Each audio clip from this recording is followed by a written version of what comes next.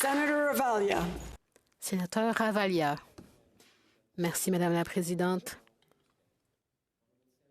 Honorable sénateur, je suis ravi de prendre la parole aujourd'hui pour répondre à l'interpellation initiée par le sénateur Wu. Il y a deux objectifs. Premièrement, de célébrer les contributions des Sino-Canadiens, mais aussi pour réfléchir aux préjugés, à l'exclusion et à la discrimination envers les Canadiens d'origine chinoise. Cette discrimination à laquelle ils ont fait face et continuent de faire face. Je remercie les sénateurs Jaffer, McCallum, Simons et Kutcher d'avoir pris la parole sur ce sujet important et je remercie également nos orateurs d'aujourd'hui. Les contributions de la communauté chinoise de Terre-Neuve et Labrador sont très importantes, mais sont parfois oubliées dans notre histoire. La communauté chinoise a joué et continue de jouer un rôle important dans le façonnement de notre milieu économique et social. Les premiers immigrants chinois sont arrivés dans les années 1890 et se sont installés à St. John's. Ils ont ouvert une buanderie. Et peu après, les villes dans la province ont continué à attirer des immigrants chinois. C'était une période où la communauté à Terre-Neuve était principalement blanche et chrétienne. En 1906, la province a adopté une loi, la loi sur les immigrants d'origine chinoise, qui impose une taxe d'entrée de 300 $ à chaque immigrant chinois dans la colonie. Cette taxe équivaut à 1 à 3 ans de revenus et constitue un obstacle important à l'entrée des immigrants chinois dans la colonie. Mais malgré les difficultés et les préjugés auxquels sont confrontés les Chinois de Terre-Neuve et Labrador, leur persévérance et leur force en tant que communauté restent remarquables et leur contribution à la société et à la croissance de Terre-Neuve continue d'être exceptionnelle. Dans les années 20, la communauté chinoise s'est tournée vers l'ouverture de restaurants et on lui attribue aujourd'hui le mérite d'avoir contribué à l'essor de la culture de la restauration dans la province. Les premiers restaurants chinois servaient des plats que les Terre-Neuviens connaissaient et aimaient, comme le poisson frit et le poulet rôti. Malgré cela, les immigrants chinois ont conservé leur cuisine traditionnelle à la maison et ont dû relever le défi de trouver des ingrédients traditionnels. À St. John's, en 1968, Mary Jane's a été le premier magasin d'alimentation naturelle à proposer des produits chinois. Aujourd'hui, il y a plusieurs épiceries chinoises à St. John's car la communauté continue de croître. Lorsque Terre-Neuve est entrée dans la Confédération en 1949, la taxe d'entrée imposée aux Chinois a pris fin.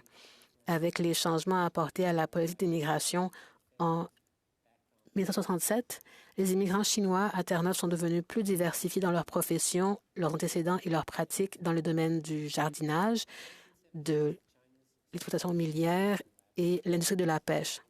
En 1976, l'Association chinoise de Terre-Neuve et Labrador a été créée pour promouvoir la culture et les traditions chinoises et pour encourager les communautés et préserver le patrimoine chinois. L'association est gérée par des bénévoles. Elle organise et promeut des événements tels que les célébrations du Nouvel An chinois, des spectacles et des services commémoratifs. En 1981, l'association et ses partenaires communautaires ont érigé un monument dans le cimetière de Mount Pleasant à Saint-Jean de Terre-Neuve pour rendre hommage à la communauté chinoise immigrée à Terre-Neuve depuis les premières arrivées en 1890. À Saint-Jean de Terre-Neuve, un autre monument est érigé en l'honneur des 300 hommes chinois qui ont dû payer la taxe d'entrée à Terre-Neuve.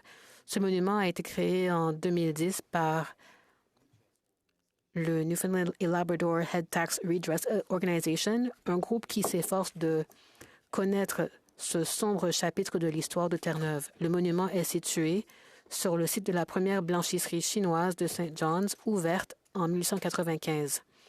En 2006, le gouvernement de Terre-Neuve a présenté des excuses officielles pour la taxe d'entrée imposée aux Chinois par l'intermédiaire du premier ministre de l'époque, Danny Williams.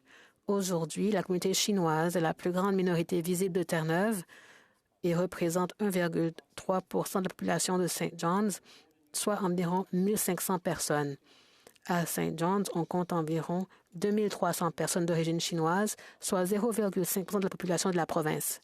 Malgré ces chiffres apparemment faibles, la communauté chinoise de Terre-Neuve est forte, active est très influente. Je suis également fier de dire que la croissance de l'Université Memorial a été à l'origine d'une augmentation de l'immigration chinoise à Terre-Neuve, les étudiants et autres universitaires étant attirés par la province pour leurs études. Les membres de la communauté chinoise apportent continuellement leurs traditions à Terre-Neuve et Labrador et partagent généreusement leur culture avec les membres de la communauté non chinoise. Récemment, les membres de la communauté chinoise ont fait découvrir la musique chinoise au public de St. John's en jouant l'instrument s'appelant le guzheng. L'ensemble Wai Guzheng se produit pour la communauté de St. John's et répand l'amour de la musique dans toute la communauté.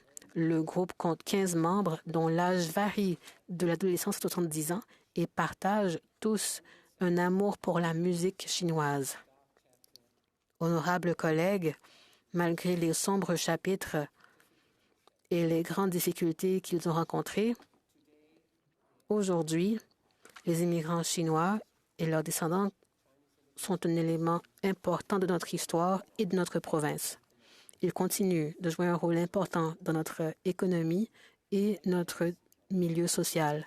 Leur héritage et leur résilience, ainsi que leur détermination, témoignent de l'importance de reconnaître et de corriger les injustices historiques telles que la taxe d'entrée, tout en célébrant la riche diversité qui fait de ma province bien-aimée un endroit unique et inclusif où il fait bon vivre.